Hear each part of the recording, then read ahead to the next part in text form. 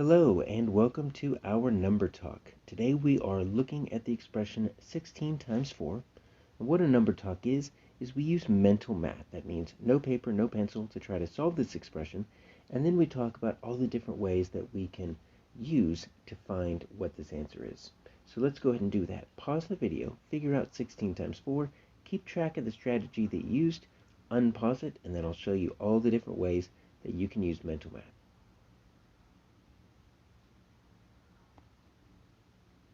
Alright, so 16 times 4.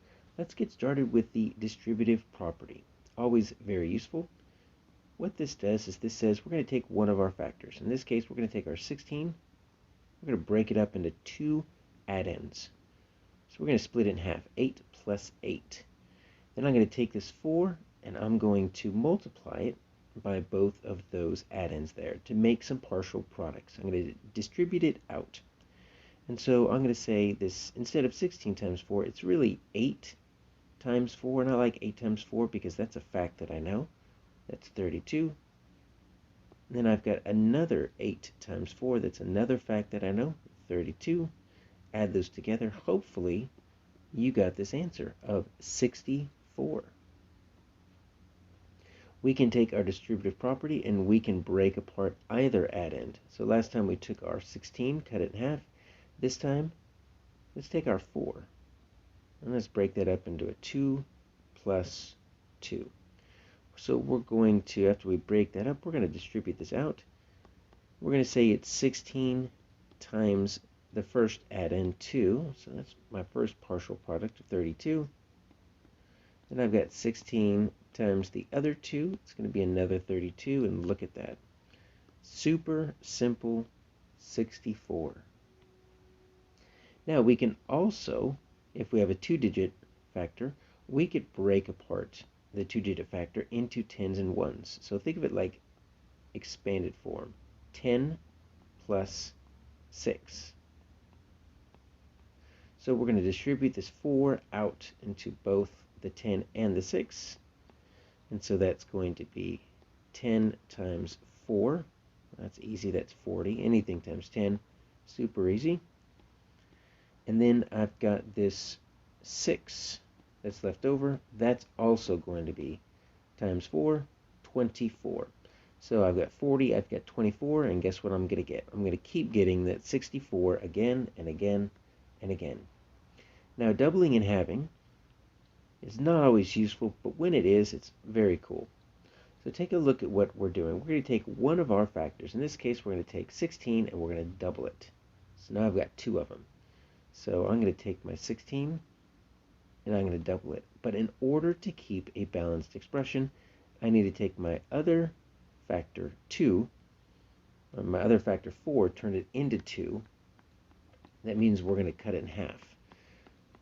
So that's why the bottom half here, instead of 4, it's only 2 because I'm going to take 2 away. So I'm going to get rid of this. Now watch what I did. I multiplied one factor by 2. I doubled it. I divided the other factor by 2, I halved it, and you get a balanced expression. 32 times 2, what's 32 doubled? 64. And we can also double in half the other way. So this last time we took our 16 and doubled it. This time we're going to take our 4 and double it. Which means if we're going to do that, that means our 16 needs to be cut in half. So we're going to divide this by 2. We're going to get rid of half of our 16, so goodbye 8. And we're going to take this 4, we're going to multiply that by 2, and we're going to get 8. That's why we've got 4 and 4. So now I've got this big chunk right here, 8 times 8. Well, that's just a basic fact. That's 64. Now, we could use the associative property here. So the associative property lets us take a look at 16 times 4, and let's break apart this 16. It's really a 2 times 8. Now we're keeping it as factors, we're multiplying. It's not like the distributive property where you make it into addition, because what this is going to give me is 3 different factors. Once I have 3 different factors or more, I could use the associative property to group them differently. If you want to do the associative property with addition, you need 3 or more addends. So I'm going to take my 2, I'm going to take it outside of the parentheses. I'm going to keep my 8 times 4 together. So notice what I did here is I kept my 2 times 8 times 4. All I'm going to do is switch the grouping. So instead of 2 times 8 making 16, I want to group 8 groups of 4. But I really don't want 8 groups of 4. That's a lot. I'd rather use the commutative property. That's this one right here. That's the order property. It just lets me switch the order of factors. 8 times 4, 4 times 8, same thing. So what I want is 2 groups of 4 groups of 8, and that's what we have here. I've got 4, 1, 2, 3, 4 groups of 8 right here. And then I've got 2 of those groups. I've got 1, 2. So 4 groups of 8, that's 32, and that's another 32, and I'm going to get my 64 again.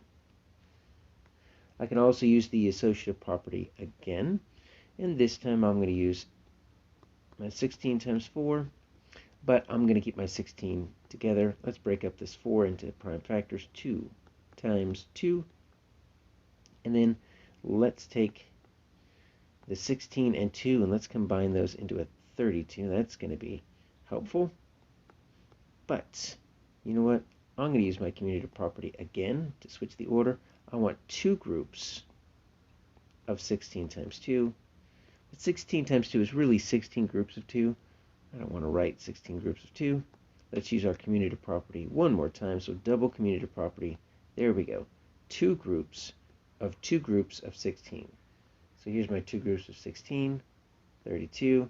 And now I've got 2 groups of 2 groups of 16.